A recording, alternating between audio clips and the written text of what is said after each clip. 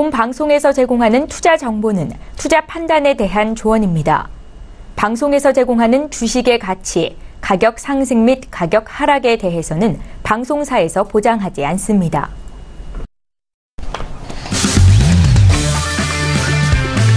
네, 안녕하세요. 해외 선물 신세계 MC 김은혜입니다. 자, 오늘은 한 주를 마무리하는 금요일입니다. 자, 그리고 오늘은 부활주를 앞둔 성금요일로 해외 선물 시장이 모두 휴장에 들어가는 날인데요. 자, 그래서 더욱더 특별하게 저희 2시간 동안 꾸려봤습니다. 자, 오늘은 조금 다른 방식으로 준비했는데요. 오늘도 변함없이 2시간 동안 저희 신세계 함께 하시면서 앞으로 해외 선물 전략과 시장에 대한 탄탄한 전략 세워가보시길 바라겠습니다. 자, 오늘도 저희 방송을 시청하시면서 참여하실 수 있는 방법 활짝 열어놓고 있습니다. 전화와 문자 그리고 유튜브 실시간 채팅방을 통해서 다양한 의견도 남겨주실 수가 있는데요. 전화 주실 때는 서울전화 02-3153-2611번, 2612번 두 대의 전화가 준비되어 있고요. 문자 보내실 때는 샵 0082번으로 보내시면 오늘의 마스터님과 함께 여러분들의 상담도 탄탄하게 도와드리도록 하겠습니다. 자, 그리고 저희 방송을 TV뿐만 아니라 유튜브로도 시청 가능합니다.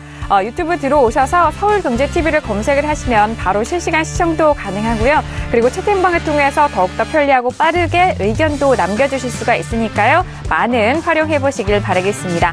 아울러 저희 신세계 1부에서 제공된 정보는 투자 판단에 대한 조언입니다. 해당 상품의 가치와 수익률을 보장하지 않는다는 점 오늘도 유의해 주시길 바라겠고요. 또한 저희 프로그램은 자본시장 통합법을 준수하고 있습니다. 1:1 투자 상담과 유사수시 내기, 무인가 영업행위, 불법 대여계좌 홍보 및 가입권을 등 이런 모든 불법 사항에 대해서 엄중하게 금지하고 있다는 점 또한 다시 한번 고지 말씀 도와드리도록 하겠습니다. 자, 오늘은 금요일입니다. 한 주간의 마무리고요. 그리고 정말 흔치 않은 경우입니다. 1년에 3번의 휴장에 들어가는 해외 선물 시장 그 첫 번째 휴일이 아닐까 싶은데요. 자, 오늘 함께해 주신 출연진분들 먼저 소개하도록 하겠습니다. 오늘도 김경희 PD와 함께합니다. 네, 안녕하세요. 김경희입니다. 네, 오늘은 장이 쉬어가는 흐름이지만 역시나 최근에 굉장히 많은 이슈들 불거져 나오면서 가격대 꿈틀꿈틀하고 있기 때문에 다음 주에도 이런 이슈들 계속해서 영향을 줄 것이라고 보고 있습니다. 그래서 오늘자 방송에서는 어떤 이슈들이 지금 가격대 움직이고 있는지 차근차근 하나씩 짚어드리도록 하겠습니다. 네, 알겠습니다. 자, 오늘은요, 이번 한 주간의 마무리뿐만이 아니라 다음 주를 준비하는 그런 준비, 날일 수도 있습니다. 그리고, 상반기 정말 빠르게 좀 달려온 만큼 오늘 저희 신세계 함께 하시면서 그동안 달려왔었던 전략들도 한 번씩 점검을 해 주시길 바라겠고요. 그리고 다음 주에 이어질, 시장에 대한 대응 전략까지도 다시 한번 점검하는 시간으로 가져가 보시길 바라겠습니다. 자, 그렇다면은 정말 중요한 날인데요. 오늘 함께 할 마스터님 궁금해 하실 것 같습니다. 자, 오늘 2시간 동안 신세계 함께 해주실 마스터님을 먼저 영상을 통해서 만나보시죠. 해외 선물 신세계 정식 오픈! 검색창에 서울경제TV 홈페이지를 검색하신 후 홈페이지 우측에 신세계 배너를 클릭. 아래 다운로드 버튼을 눌러 신세계를 설치 후 실행하세요. 회원 가입 후 1577-7451로 전화해 무료 참가 신청을 하면 준비 끝! 신세계의 여러 마스터 중 나만의 마스터를 선택. 실시간으로 마스터의 매매 내역을 무료로 받으세요.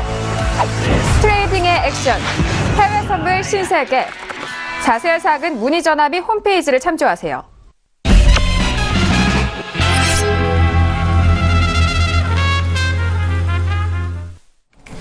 네, 오늘 함께할 마스터는요, 정말 여러분들이 오랫동안 기다리셨을 것 같습니다. 정말 오랜만에 저희 신세계에 찾아주신 마스터님이신데요. 파생 야신 마스터님 나오셨습니다. 어서 오세요. 반갑습니다. 반갑습니다. 네, 인사 말씀 먼저 부탁드릴까요? 이 자리는 굉장히 오랜만에 쓴 것 같아요. 정말 오랜만이죠? 네, 정말 오랜만이죠. 네네. 그래서 엄청나게 많이 놀기도 하고요. 일도 많이 하고요. 네. 근데 그 대신에 이제 올 한 해 이제 새로운 이제 시스템을 가지고 여러분들의 투자에 또 큰 길라잡이가 되고자 오늘 이 시간부터 시작해서요.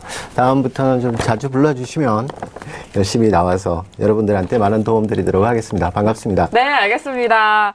지난 신세계 좀 마지막 시간을 제가 좀 기억을 하는 게 라디오 같은 해외 선물 진행이었습니다. 기억하시나요? 그렇지 않았나요, 마스터님? 그런가요? 네, 너무 라디오처럼 이렇게 듣기가 좀 편안하고 좀 물을 흘러가듯이 진행이 되는 전략이었잖아요. 투자는 네. 좀 라디오 같이 하면 안 되는데 그럼요. 제가 그렇게 했었나요? 네, 근데 네. 이게 뭐 수익은 라디오처럼 그럼요. 네, 잔잔하게. 알겠습니다. 네. 자, 오늘도 정말 기대 많이 해보도록 하겠습니다. 항상 좀 어려울 수 있는 그런 해외 선물 시장과 전략들을 정말 편하고 좀 이해하기 쉽게 들려주셨기 때문에 제가 또 그런 말씀을 먼저 드렸고요. 그렇기 때문에 최근의 시장 정말 복잡하고 어려운 이슈들이 있기 때문에 좀 어려워하실 분들도 있으실 겁니다. 그런 분들은 오늘 시간을 통해서 그리고 파생야신 마스터님을 통해서 조금 더 편리하게 그리고 또 편하게 좀 풀어가시는 시간 갖고자 저희가 준비를 했으니까요. 기대 많이 해주시길 바라겠습니다. 자, 이렇게 오늘 파생야신 마스터님과 함께 했는데요. 자, 지금 오늘은 휴장이기 때문에 현재 구간에 저희가 또 시세는 멈춰 있는 상태입니다. 그렇기 때문에 저희 시세는 좀 확인을 하지 않겠고요. 자, 현재 구간에서 많은 뉴스들이 나오고 있는 상황인데요. 자, 김경민 PD 먼저 저희 이슈 점검해드리나요? 오늘은 네. 이제 장이 쉬어가기 때문에. 그래요? 네. 알겠습니다. 자, 오늘 여러모로 좀 이슈들에 대해서는 좀 잠시 후 저희가 다시 한번 좀 점검을 해드리도록 하겠고요. 자, 그렇다면 오늘은 파생야신 마스터님과 함께 점검을 해볼 이슈가 준비되어 있다고 합니다. 오늘의 이슈 먼저 화면 통해서 확인합니다.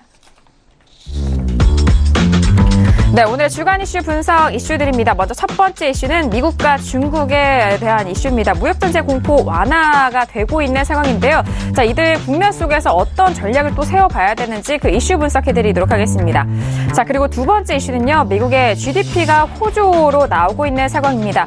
앞으로의 기준금리 회수에 대한 여부도 참 시장에 대해서 초점이 맞춰져 있고 이번 3월 이후 6월에 대한 FOMC도 많은 관심들이 쏠리고 있는 상황인데요. 자, 이런 경제지표의 호조 속에서 기준금리에 대한 부분도 함께 짚어보도록 하겠습니다. 자, 그리고 세 번째 이슈는요. 페이스북과 아마존 등 저희 신세계 통해서 그리고 김경민 PD 통해서 나스닥 관련 기술주들의 폭락을 계속해서 저희가 전달을 해드렸습니다. 미국 증시의 대표 기술주들의 폭락 사태에 이어서 이들 종목들이 지수에 어떤 영향을 미칠지 또 더욱더 좀 심화돼서 국내 증시까지도 함께 알아보도록 하겠습니다. 자, 이어서 다음 이슈는요. 네 번째 이슈 중동발 리스크와 오펙과 러시아의 감산 합의 연장 소식이 계속해서 들려오고 있는데요. 최근에 유가에 대해서는 오펙과 그리고 비오펙, 거기에 실 오일까지 이런 3자 구조가 좀 형성이 되면서 가격대에 대해서는 종잡을 수 없는 상황이 이어지고 있습니다. 자, 이들의 중동발 리스크에 대한 영향도 함께 짚어보도록 하겠습니다. 네, 이렇게 오늘은 4가지 이슈를 준비를 했는데 그동안에 가장 굵직하게 좀 짚어드렸던 이슈들을 오늘 한번 점검을 해드릴까 합니다. 자, 그렇다면은 뭐 이런 4가지 이슈들은 저희 신세계 지금까지 함께 하시면서 또 김경민 PD 통해서 외신 쪽의 의견 다양하게 또 전달을 해드렸는데요. 저희가 이 굵직하게 4가지 이슈를 점검을 한 만큼 먼저 첫 번째 이슈부터 좀 김경민 PD 통해서 그동안의 소식들 한번 점검해보도록 하겠습니다. 네, 먼저 이 부분에 대해서는 제가 거의 일주일 내내 그리고 한 2주간 굉장히 많이 말씀을 드렸던 부분인 것 같습니다. 지금 이 G2 간의 글로벌 무역 전쟁 계속해서 좀 심화되는 것이 아니냐라는 우려가 커지면서 그에 따라서 좀 증시도 그리고 또 상품 가격들도 영향을 받고 있는 상황이죠. 로이터에 따르면 본격적인 글로벌 무역 전쟁은 아직 발발하지 않았다라고 합니다. 그러나 여러 애널리스트들은 여전히 무역 전쟁이 가져올 만한 이런 잠재적 비용에 대해서 경고하고 있고요. 현 상황에서 시장은 이에 대한 두려움을 지속적으로 좀 떨쳐내지 못하고 있는 상황입니다. 이런 우려들이 향후 며칠간 또 상품 가격을 이끌 것이다라고 외신선 보고 있고요. 또 미국과 중국으로부터 나오는 미국에서는 아무래도 트위터를 통해서 많이 발언을 하고 있고 또 중국에서부터는 좀 직접 발언을 하고 있는데 이런 것들이 좀 주된 드라이버가 될 것이다라고 앞으로도 그럴 것이다라고 보고 있습니다. 그리고 외신 쪽에서는 현재 뭐 이 무역 분쟁 둘러싼 불확실성이 조금 완화 국면이라고도 보고 있지만 이러한 불확실성이 적어도 한 달간은 더 지속될 것이 분명하다라고 보고 있다고 합니다. 여기에 대해서 ING 쪽의 의견이 함께 올라오고 있는데요. 이 무역 분쟁이 지속되면 미국 GDP 역시 타격을 받을 것이다라고 예상하고 있다고 합니다. 지금 상황에서 미국이 손해를 보지 않는 유일한 시나리오는 트럼프가 관세를 부과하더라도 아무도 이에 대해서 보복에 나서지 않는 이런 시나리오밖에는 없다라고 보고 있다고 하는데요. 이 경우에는 미국 GDP가 0.3% 정도 상승할 수 있다고 합니다.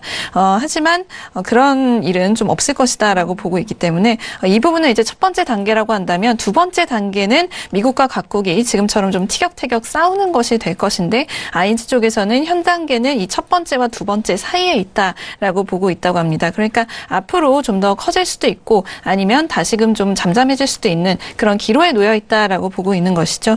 여기에 대해서 지금 여전히 또 ING 쪽의 의견인데요. 만약 다른 국가들이 항복하고 트럼프에게 무언가를 대가로 준다면 첫 번째 시나리오, 즉 미국이 손해를 보지 않는 시나리오를 볼 것이다라고 하면서 이렇게 된다면 이 갈등의 승자는 아무래도 트럼프가 될 것이다라는 결론 내놓고 있습니다. 또 다른 기관인 유니크레딧 쪽에서는 무역 갈등이 향후 몇 주간 또 다시 시장의 메인 드라이버가 될 것이다라고 보고 있다고 하고요. 만약 이 사태가 현 상태를 유지한다면 거시적 경기 전망은 바뀌지 않을 것이다라고 보고 있다. 고 합니다. 하지만 여기에서 좀 리스크라고 한다면 한번 시작하면 마치 좀 미끄럼틀을 타고 내려가는 듯한 이런 멈출 수 없는 상황이 생길 수도 있다라고 보고 있기 때문에 이 부분이 좀 시장이 우려하는 가장 큰 리스크라고 보고 있습니다. 그러니까 서로를 향해서 계속해서 좀 뭔가를 공격을 하는 상황이 계속 지속될 수도 있다라고 보고 있는 것이겠죠. 그리고 오늘 같은 경우 새로운 좀 뉴스가 나와줬는데 중국 쪽에서 미국으로부터의 이 대두 수입을 제한할 예정이다라는 발표를 했습니다. 이에 대해서 지금 미국 대사 쪽에서 이로 인해서 미국 농업 종사자들보다는 오히려 중국인들이 더욱 피해를 볼 것이다라고 이야기를 했고요. 중국인들은 우리가 이 이슈에 대해서 협력해야 하며 보복은 답이 아니라는 점을 깨달아야 한다라고 이야기하고 있습니다. 오랫동안 해왔던 것처럼 협동과 협력으로 이 문제를 풀어나가야 한다라고 이야기를 하면서 이런 식의 보복은 옳지 않다라는 이야기하고 있는 것으로 보입니다. 지금 중국과 미국의 이 무역전쟁 얘기가 나오면서 가장 좀 주목을 받았던 게 바로 이 소이빈 대두가 될 건데요. 이 부분이 이제 가장 좀 주된 발전 사항이라고 볼 수가 있겠습니다. 일단 이 소이빈이 지난해 미국의 대중국 수출 품목 중에서 가장 큰 비중을 차지하고 있기 때문에 그만큼 좀 주목을 받는 부분이라고 볼 수 있겠고요.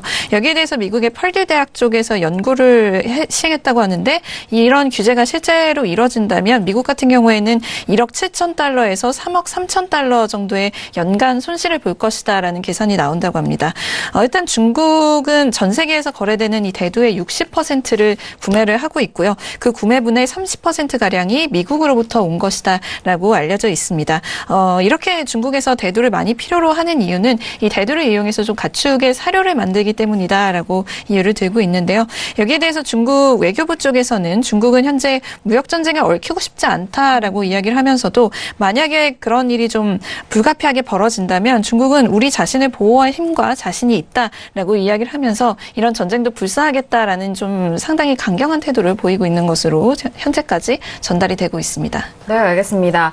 자, 일단 미국과 중국에 대한 무역 이런 분쟁이 전쟁으로까지 번지는 그런 좀 극단적인 상황까지 가고 있는 것 같은데요.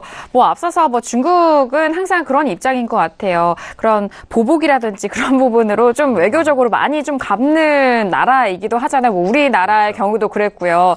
네네. 쉬운 상대는 아니죠. 맞아요.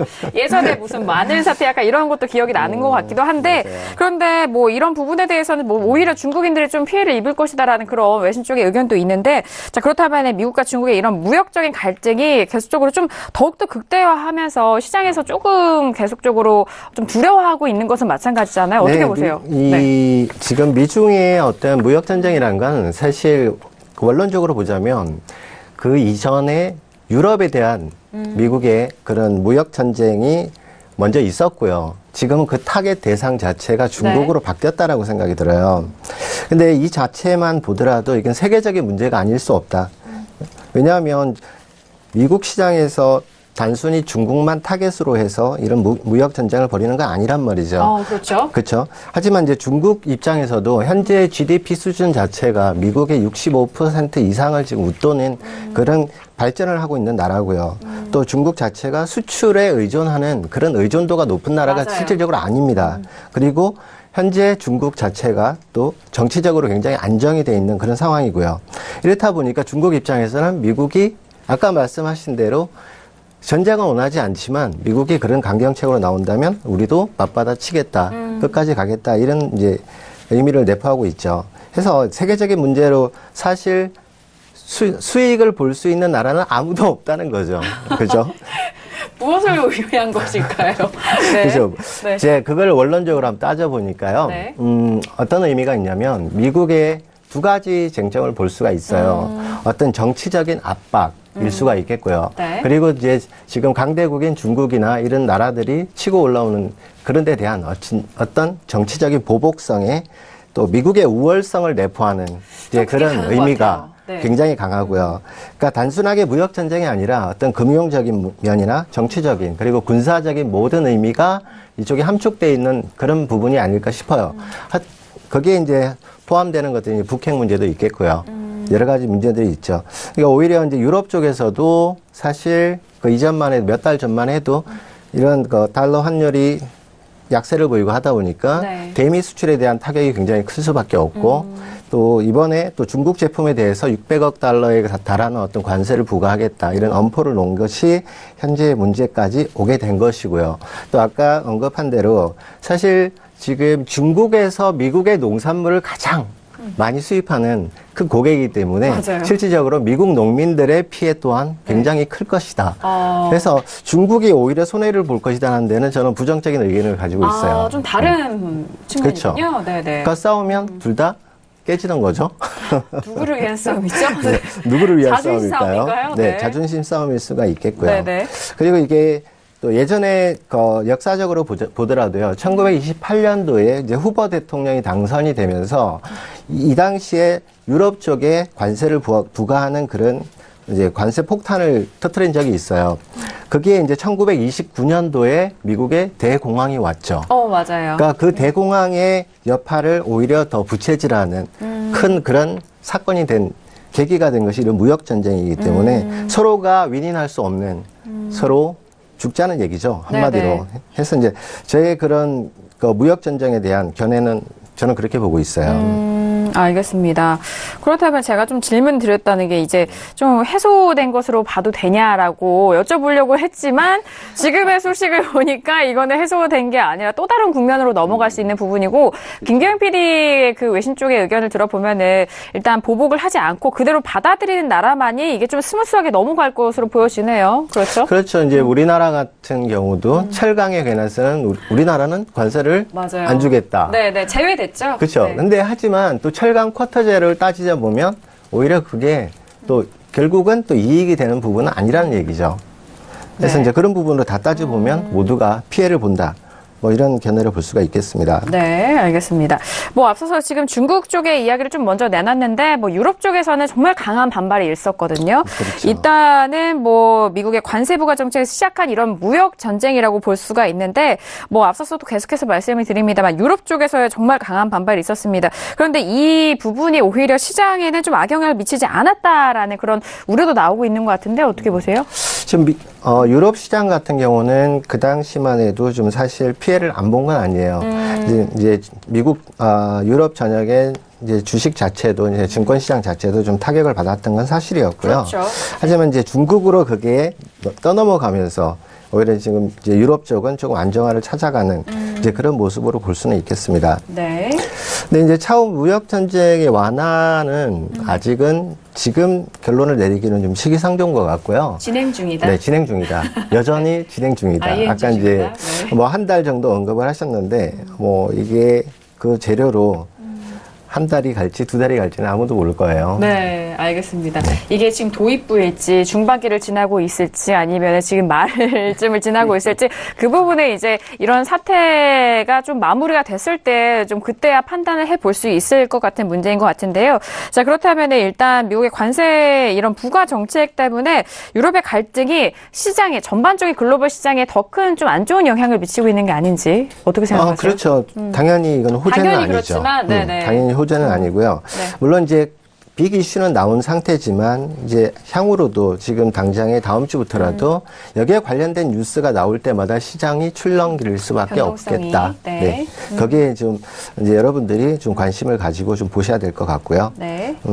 이제 우선 빅 이슈는 나왔기 때문에 너무 그런 뉴스에 너무 민감하게 반응할 필요는 없겠지만 참고는 꼭 하셔야 된다. 뭐 이렇게 생각을 합니다. 네, 알겠습니다. 일단 무역 정쟁으로 인해서 시장에 대해서 어떤 영향을 미칠지 그 부분에 대해서 좀 조목조목 찾아봤습니다. 그리고 분석을 좀 해봤는데 최근에 뭐 마지막 이야기가 유로존의 이야기였으니까요. 최근에 유로에 대한 부분은 이런 무역 전쟁에 대한 영향보다는 이제 달러 기준으로 많은 영향을 받고 있는 상황이기 때문에 그 부분에 있어서는 함께 좀 분리해서 좀 알아보시길 바라겠습니다. 자, 이렇게 첫 번째 이슈에 대해서는 그동안 좀 들썩였었던 무역 전쟁에 대해서 저희가 이슈 점검을 좀 도와드렸고요. 자, 그러면 두 번째 이슈도 짚어보도록 하겠습니다. 자, 오늘의 큰 두 번째 이슈는요. 미국의 GDP가 좀 호조 이 지표 발표가 됐는데 호조로 계속해서 나온 상황입니다. 그렇기 때문에 아무래도 이런 주요 지표들이 긍정적으로 나오고 좀 호조 속으로 이어간다면은 기준금리에 대한 부분 좀 언급을 안 할 수가 없는데요. 일단 의장도 바뀐 상태고 3월에 금리 인상을 또 했고 그리고 이제 올해 금리 인상 횟수가 뭐 3회냐 4회냐를 두고도 많은 시장 참여자들이 좀 왈가왈부하고 있는 상황이기도 하고요. 그에 따라서 뭐 달러 인덱스에 대한 향방도 좀 선반영 또는 앞으로의 좀 방향성에 대해서도 많은 분석가들이 좀 점치고 있는 만큼 일단 두 번째 이슈 이런 지표들이 좀 잘 나왔을 때 이제 기준금리에 대해서 어떤 영향을 미칠지 그 부분도 좀 살펴봐야 될 것 같습니다. 일단 그동안에 나왔었던 이슈들 좀 외신 쪽에서 먼저 정리해볼까요?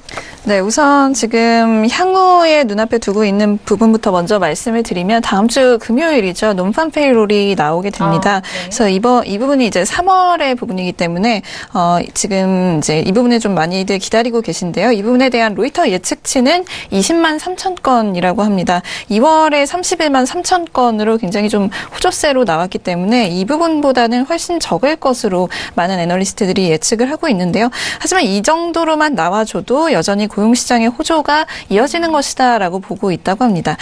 그리고 또 중요한 부분이라고 한다면 애널리스트들이 실업률 역시 4.0%로 이번에는 하락하지 않을까라고 보고 있다고 하는데요. 현재 지금 4.1%로 지금 유지 중인데 실제치도 만약에 4.0%로 하락한 것으로 발표가 된다면 2000년 이후 이제 실업률이 최저치로 떨어지는 것이기 때문에 이 부분도 굉장히 좀 주의해서 보셔야 될 부분인 것 같습니다. 여기에 대해서 코메르츠방크 쪽에서는 연준이 이 자연스러운 실업률 수치라고 보는 것보다도 훨씬 이 향후 실업률이 더 하락할 것이다라고 보고 있다고 합니다. 그리고 시간이 지나면서 이 임금 부분이 굉장히 좀 골치가 아픈 부분이긴 한데요. 시간이 지나면 이 임금 부분도 좀 전차적으로 상승해줄 것으로 기대를 한다라고 이야기를 하고 있습니다.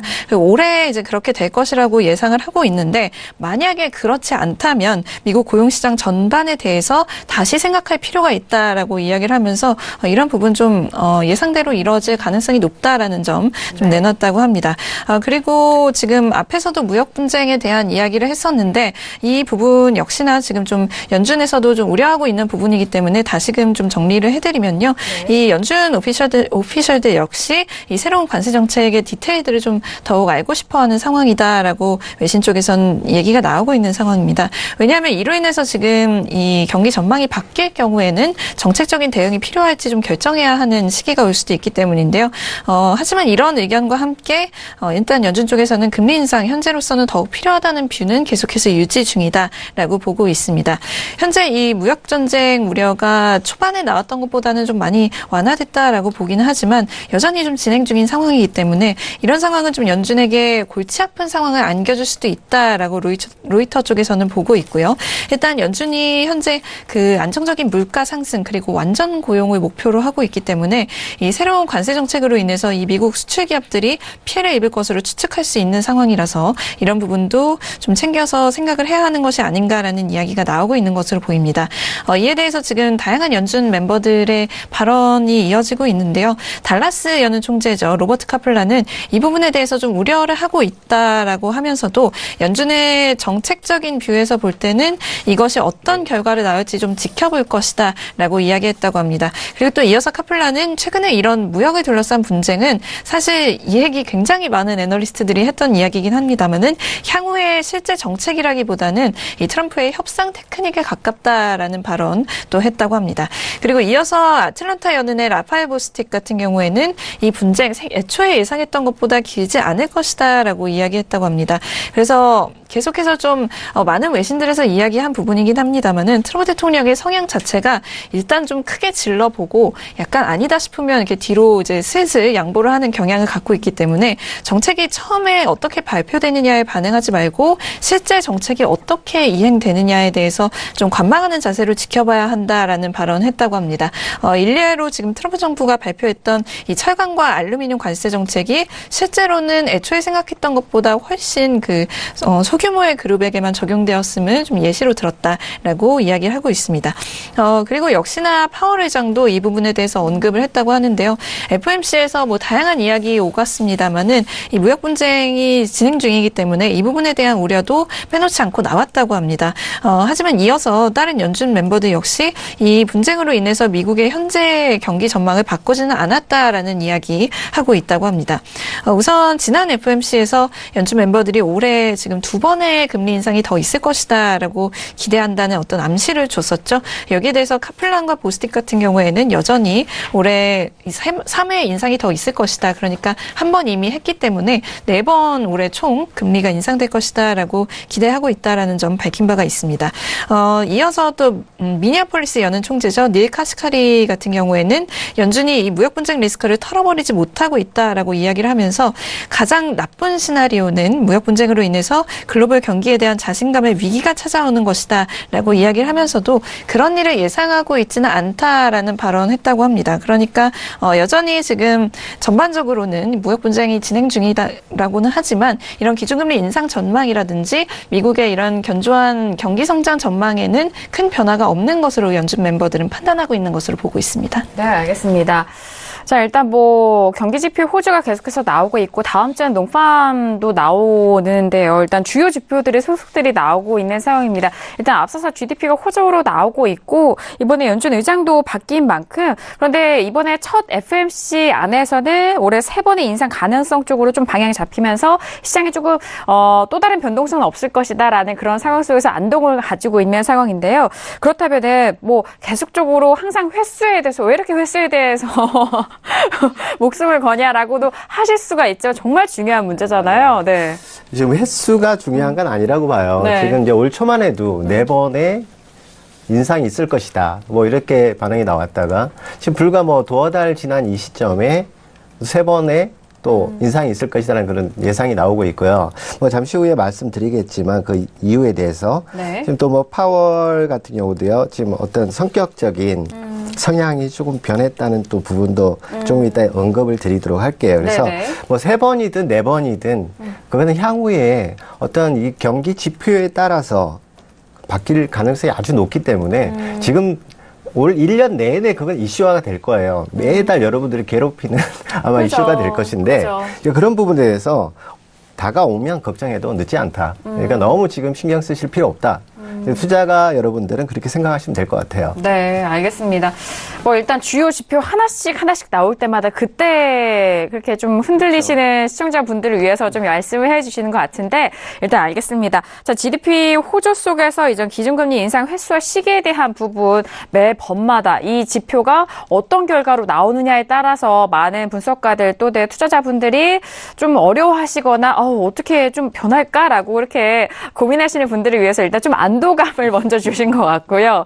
자, 그렇다면은 좀 중요한 것이 일단 새로운 연준 의장입니다.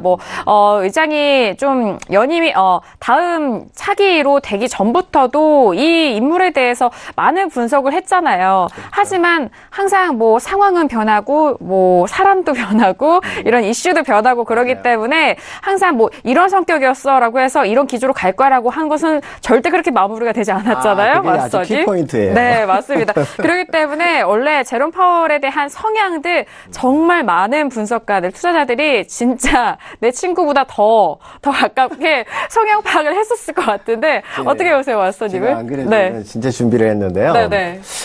지금 파월 이전에 옐런 의장의 경우를 보면요. 네. 옐런 의장에 오르기 전 1990년대를 보면 굉장히 매파적이었어요. 그래요? 굉장히 강경파의 그런 기질이 있었는데 네네. 이제 막상 2000년도에 의장이 되고 나서는 굉장히 비둘기파적인 그런 성향을 가지게 됐어요. 그러니까 저는 이렇게 생각해봐요.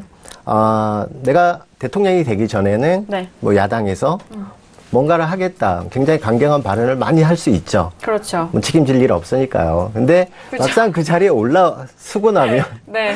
걸리는 게 너무나도 많은 거죠. 눈치도 많이 봐야 되고 이제 그런 부분들이 지금 많이 보이고요. 지금 파월 같은 경우도요.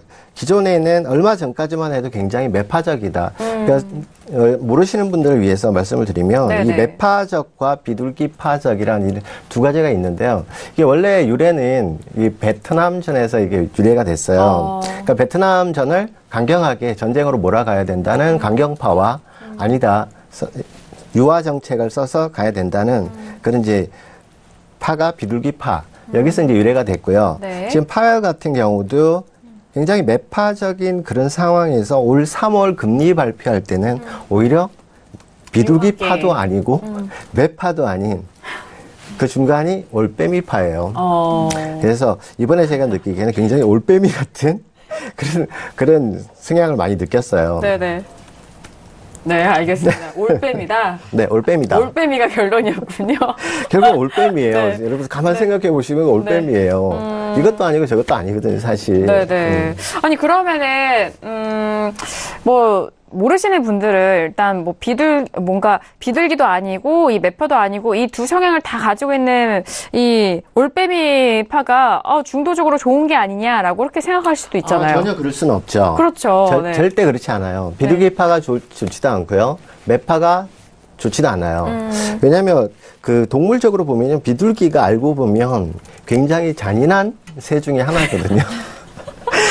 그러니까 매를 네. 굉장히 공격적으로 보고 이렇게 보시는데요. 네. 그건 이제 원론적인 얘기긴 해요. 근데 뭐 비둘기파가 집권을 한다고 해서 아니면 매파가 집권을 한다고 해서 뭐 좋다 나쁘다 이렇게 얘기할 수는 없다라고 봅니다. 저는. 네. 그러니까 뭐 분위기의 흐름상 경기가 흘러가는 대로 가는 어떤 정치적인 뭐 쉬울 수밖에 없다라고 봐요, 저는. 네네, 알겠습니다. 맞습니다. 그러니까 처음 보시는 분들을 위해서 좀 일단은 뭔가 이분론적인 그런 이야기일까봐 제가 좀 말씀을 드렸는데, 일단 매파든 뭐 비둘기파든 시장 상황에 맞춰서 통화 정책을 가장 또 적합하게 맞는 그런 파가 뭐 결과론적으로는 좋은 그런 성향이겠죠. 매파는 뭐 공식 정책을 쓰는 것이고, 네네. 그죠? 비둘기파는 완화 정책을 쓴다. 맞습니다. 그렇죠? 네. 일단 뭐 시장 중 이렇게 좀 흘러갔을 때는 좀 어떤 성향이 그에 맞는 정책인지는 모르겠지만 일단 결론적으로 봤을 때는 좀 성향이 좀 파악이 될 것 같고요. 자, 일단 좀 파월 의장에 대해서 성향을 좀 먼저 점검을 해봤는데 그렇다면 이런 성향도 알아봤고 결정할 수 있는 그런 의장의 성향도 알아봤고 계속해서 저희가 좀 주요 지표도 이야기하고 있고 앞서서 김경윤 PD가 다음 주에 이제 농밤도 있다고 하니까요. 그렇다면은 뭐 지수에 대해서는 사실 이번에 조정을 받기 전에 끊임없이 올랐습니다. 그러기 때문에 끊임없이 올랐는데 앞으로도 이런 경제 호조가 지수에 대해서 그리고 시장에 대해서 이어질 거라고 예상을 하시는지 궁금하네요. 저는 이제 결론부터 말씀드리면 저는 아니오예요. 노예요. 네. 왜냐하면 지금 뭐 GDP다보다 경기 지표들이 좋게 나오는 건 사실인데요. 그에 반해서 지금 임금이나 물가의 상황은 정반대예요. 아주 바닥을 아주 바닥을 치고 있다는 이런 뭐 뉴스도 지금 나오고 있고요. 그리고 이제 미국 경기 자체도 지금 매파적이든 비둘기파적이든 지금 반도체나 일부 수출 업종은 굉장한 호황을 누리는 반면에 그리고 아까 구직 문제, 구인 문제도 마찬가지예요. 전체적인 실업률은 줄었다고 하지만 청년 일자리 수는 늘어나지 않았다는 그런 통계가 나왔고요. 그래서 업종별로도 이런 차별화가 굉장히 심한 지금 그런 상태고요. 그러니까 두 가지로 나눠보자면 대기업과 중소기업 그리고 수출주와 내수기업 이런 극과 극의 어떤 양극 관상이 너무 심해지고 있다. 해서 거기다가 미국이 지금 자국 중심의 또한 보호 무역주의의 어떤 그런 공세로 지금 전 세계에 지금 무역 전쟁을 선포를 했지 않습니까? 네네. 거기에다가 금리 인상도 나왔고요. 이러한 여러 가지 악재들도 굉장히 많이 산재했고요. 해서 굉장히 불확실한 시세가 나올 가능성도 충분히 있다. 이렇게 보고요. 또한 이러한 무역 전쟁으로 인한 어떤 통상 마찰로 인해서 국내 경기 지표가 아직은 반영된 것이 아니에요. 그래서 이 국내 경기 지표 자체가 하반기로 가면서 나오면 어떤 또 돌발 악재가 나올 가능성도 굉장히 크다. 이렇게 보기 때문에요. 뭐 올 초까지의 다우지수와 나스닥의 그런 굉장한 유동성의 힘을 바탕으로 한 그런 상승세는 올해까지는 좀 기대하기는 어렵다라고 봅니다. 알겠습니다. 작년 말부터 이어져 왔던 이런 랠리가 사실은 유동성의 힘으로 좀 이런 지수를 뒷받침했다라는 그런 의견들이 많거든요. 하지만 그런 유동성에 대한 상승 랠리는 올해까지는 좀 기대하기 어렵지 않나라는 그런 분석이십니다. 일단은 업종별로도 좀 갭이 좀 크고 그렇죠. 그리고 양극화 현상이 좀 쏠림 현상도 있고 거기 또 무역 보호무역주의로 인해서 이런 부분은 좀 큰 타격을 받을 수 있기 때문에 일단 좀 터지지만 않았지 좀 근간에는 이런 악재를 품고 있는 시장일 것이다라는 그런 분석이신 것 같은데요. 그렇죠. 지금 시장 자체는 그렇게 올랐다 치지만 네네. 우리 서민들이 느끼는 실물 경기는 바닥이라는 거죠. 네네. 그러니까 여러분들 누구 하나 어떤 사람이든 지금 네. 느끼기에 경기 좋다는데요. 나의 월급은 안 올라가요. 그리고 항상 돈에 쪼들려요. 그게 일반적인 서민들의 실생활이잖아요. 그러니까 미국도 마찬가지라는 얘기죠. 그러니까 실물 경기는 올라가지 않다는 얘기예요, 지금. 네. 그렇게 느끼고 있기 때문에 미국의 지금 향후에 또 유럽 증시 마찬가지고 우리나라 증시 마찬가지예요. 저는 올해 들어서도 지금 코스피가 2,500, 2,600을 올라가면서도 저는 경기 좋다는 얘기를 주위에서 한 번도 들어본 적이 없어요. 그래서 저는 굉장히 조금은 부정적으로 보고 있다. 네, 알겠습니다. 자, 일단 뭐 임금과 물가에 대한 부분은 좀 여전히 좀 부정적인 그런 의견이신 것 같아요. 분석적이기 때문에 그 부분 참고를 해보시길 바라겠습니다.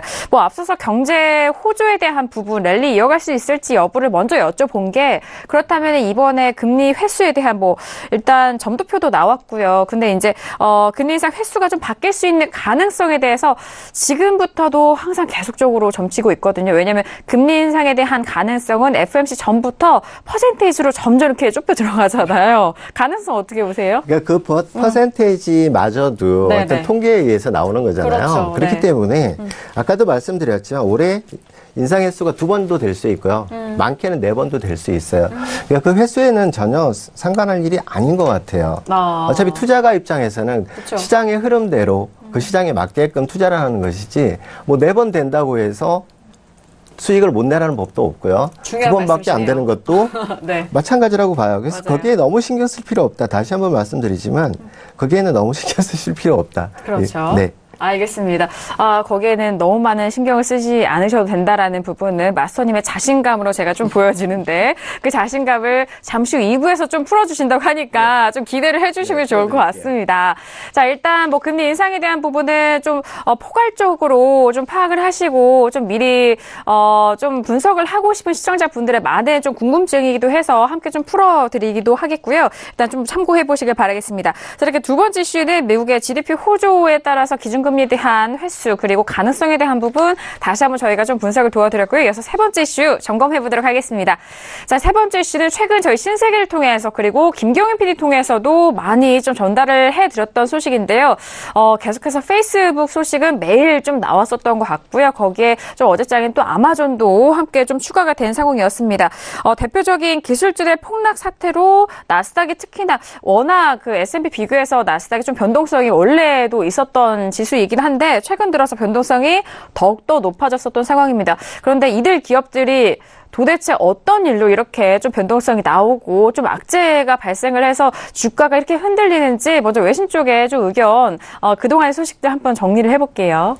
네, 우선 지금 기술주의 위기 같은 경우에는 아무래도 페이스북발 악재다라고 보시면 될 것 같습니다. 하지만 이제는 좀 사태가 많이 커져서 페이스북 단독의 문제만이 아니라 이제는 말씀드렸듯이 아마존에도 그 불똥이 좀 튀고 있는 네. 상황이고요. 또 넷플릭스 역시 이 브라질에서의 Delete Netflix 운동으로 인해서 좀 주가가 좀 주춤주춤하는 모습을 보이고 있습니다. 우선 페이스북 같은 경우에는 제가 한 주 내내 계속 전해드렸듯이 이 케임브리지 애널리티카라는 회사의 이 정보가 좀 이렇게 페이스북으로부터 정보를 좀 무단으로 사용을 했다라는 이 이슈로 인해서 지금 굉장히 좀 문매를 맞고 있는 상황이고요.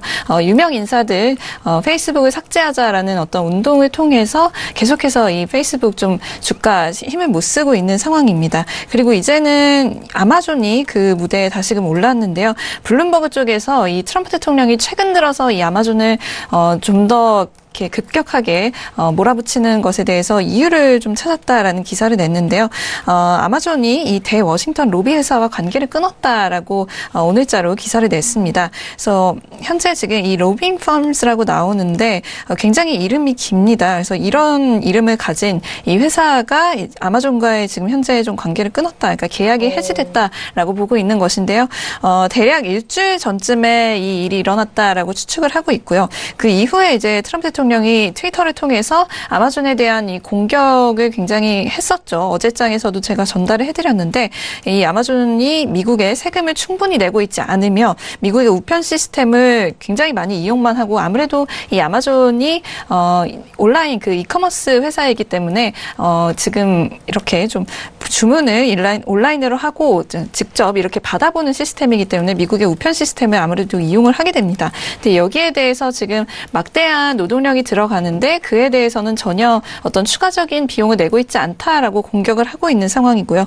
또 이로 인해서 소규모 소매업자가 아마존으로 인해서 위기에 몰아넣어졌다라고 계속해서 좀 공격을 하고 있는 상황입니다. 그래서 이 블룸버그 쪽에서는 아무래도 이 로비스트와의 계약 해지가 이러한 일의 또 다른 좀 요인이 아니었을까라고 보고 있는 듯하고요. 이 아마존과 계약을 해지한 이 로비스트들은 이전에 에어비앤비 그리고 오라클의 외부 로비스트로 활동하던 사람들이라고 취재원을 통해서 좀 들려왔다고 합니다. 지금 아마존 같은 경우에는 2017년에 워싱턴에 대한 로비를 하는데 1,540만 달러 가량을 사용한 것으로 지금 현재 추정이 되고 있는 상황이기 때문에 뭐 정말로 이 부분이 좀 연관성이 있느냐에 대해서는 좀 더 시간이 필요해 보이겠지만 이런 의혹도 지금 현재 제기된 상황이라고 합니다.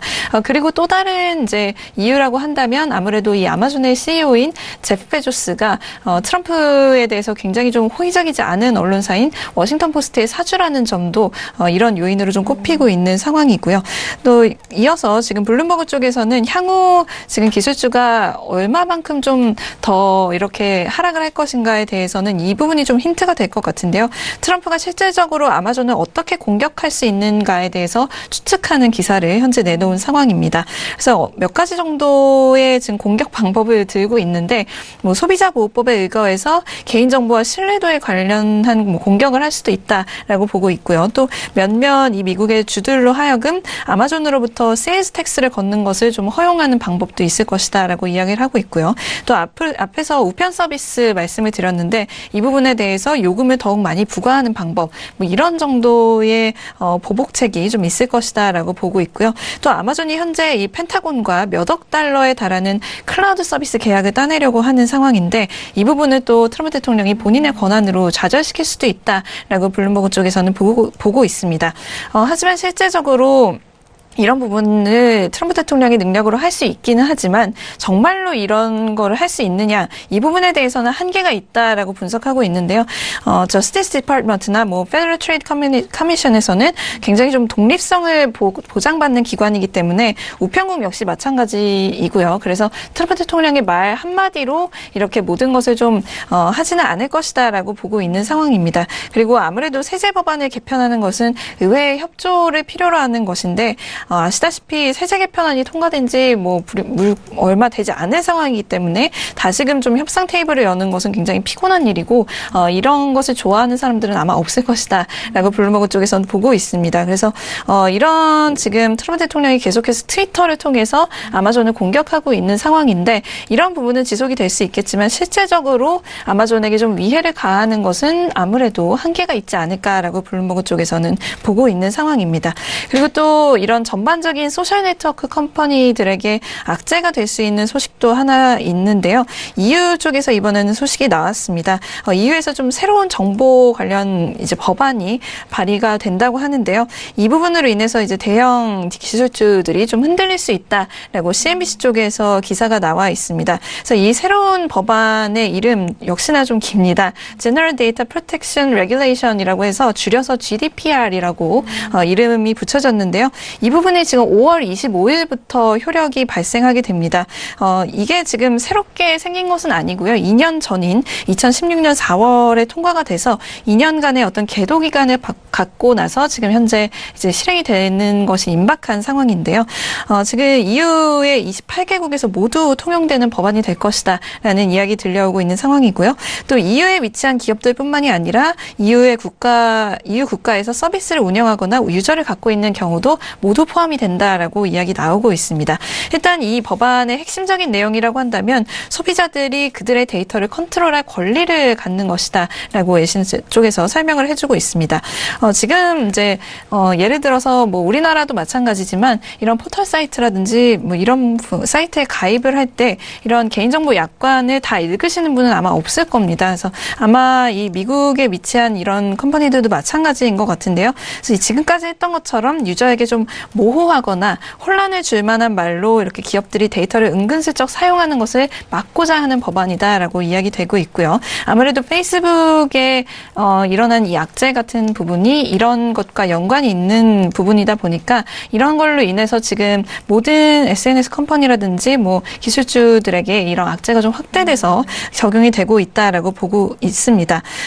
그리고 또 데이터 사용과 같은 과정에서 위반이 있을 시 즉시 유저에게 알려진다라는 점도 있고요. 이 부분을 위반하게 된다면 연간 글로벌 턴오버의 한 4% 혹은 2천만 유로에 달하는 범칙금을 내게 된다라고 이야기가 나오고 있는 상황입니다. 그래서 이런 이제 기술주들 그리고 소셜 네트워크 컴퍼니들에 대한 규제는 앞으로 좀 심해지면 심해졌지 덜해지지는 않을 것이다라고 전망하고 있습니다. 네, 알겠습니다. 워낙 기술주 관련된 그런 종목들에 대한 이슈가 많기 때문에 또 김경민 PD 통해서 다시 한번 좀 전달을 도와드리고 있는데요. 자, 그렇다면 뭐 나스닥에 대한 뭐 대표적인 종목들이었잖아요. 그러면서 나스닥에 대해서는 조금 더 변동성이 있었던 상황인데 일단 지금 시장은 움직이지 않고 있기 때문에 전일장에 좀 종가를 확인해 드리도록 할게요. 전일장은 좀 반등을 하면서 1.26% 상승한 6,570.50포인트에서 거래가 된 상황인데 자, 마스터님 일단 이 부분에 대해서 기술주 폭락 이유에 대해서 먼저 여쭤볼까요? 어떻게 보시는지 지금 앞서서 관점을. 외신에서 네. 너무 디테일하게 말씀을 하셔가지고 네. 제가 할 말이 없을 것 같지만 있어요. 일단 대표적인 기술주로 애플이 있겠고요. 그게 이제 팽주라 해서 페이스북과 애마존, 넷플릭스 그리고 구글의 모회사 알파벳이 있죠. 근데 지금 애플 같은 경우에 지금 굉장히 주도주로서 계속 진행해 오다가 최근 들어서 아이폰에서 사업에서 좀 실패를 많이 봤고요. 그러니까 첫째 원인이 아이폰에서의 운영 지원 시스템이 어떤 기계의 어떤 성능에도 어떤 저하를 갖고 올 수 있다는 그 내용을 알면서도 시판을 했다는 점. 해서 지금 수만 명의 집단 소송을 준비하고 있다는 소식도 맞아요. 좀 들어오고 있고 해서 애플의 하향세가 나오면서 이 팽주들이 오히려 각광을 받는 그런 시대가 오나 했는데요. 지금 기술주의 폭락, 이것도 굉장히 아이러니컬하지만 이 네 가지 종목의 하락 원인은 각기 다릅니다. 얘네들의 하락 이유가 동시다발로 터진 건 아니었고요. 이제 페이스북 같은 경우는 개인정보 유출이 가장 큰 원인이 돼서 타격을 받았고요. 그리고 애마존 같은 경우는 아까 말씀하신 대로 그 트럼프 대통령이 그 트위터나 뭐 SNS를 통해서 그런 원어적인 말을 했어요. They pay little tax. 그리고 그 우편 이제 delivery 같은 경우도 they use the postal system as a delivery boy라고 표현을 했어요. 그래서 미국의 우정국을 어떤 배달 소년처럼 부려먹었다. 뭐 이런 내용이었고요. 네네. 그리고 네. 그러니까 미국의 엄청난 그 손해를 입히고 있다. 많은 중소기업들에. 근데 결과적으로 사실을 따져보면요. 첫째적으로 아마존 같은 경우는 그 설립 이후에 매년 더 많은 세금을 내왔다는 게 확인이 됐고요.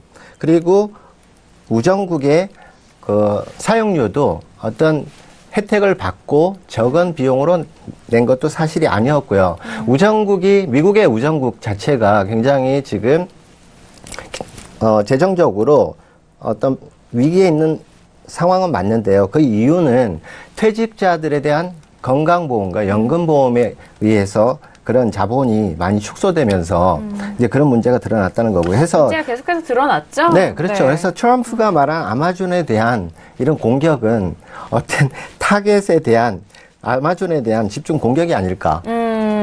그래서 알겠습니다. 전혀 근거 없는 내용이었어요. 알겠습니다.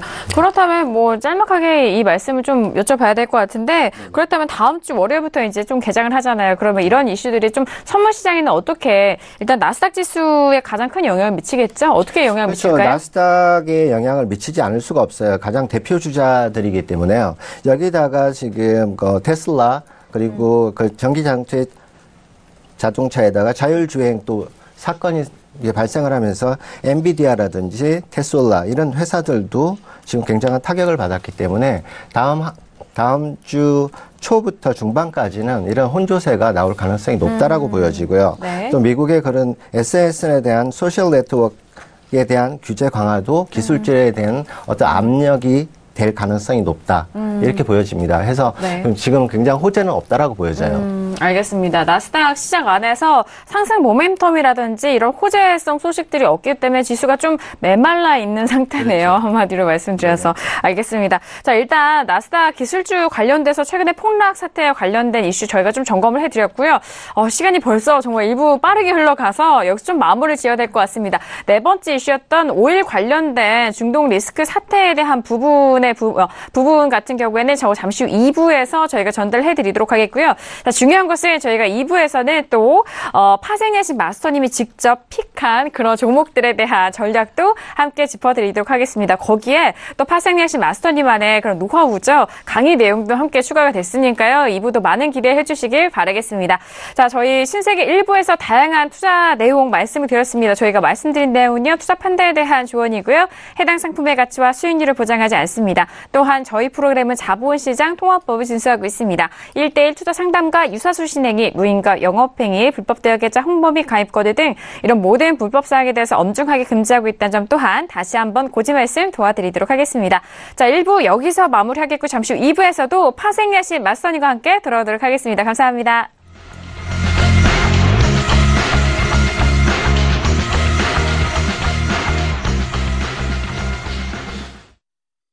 본 방송에서 제공하는 투자 정보는 투자 판단에 대한 조언입니다. 방송에서 제공하는 주식의 가치, 가격 상승 및 가격 하락에 대해서는 방송사에서 보장하지 않습니다.